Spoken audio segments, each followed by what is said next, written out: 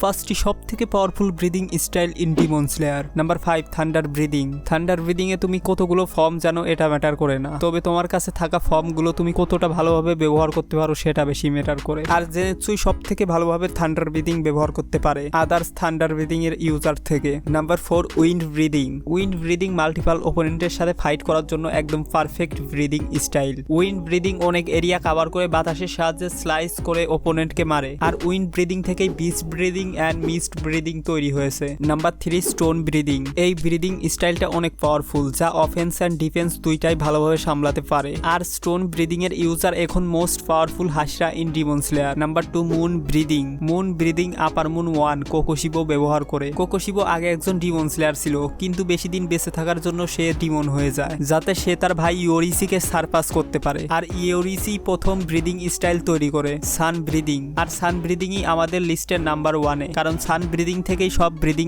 Style তৈরি হয়েছে।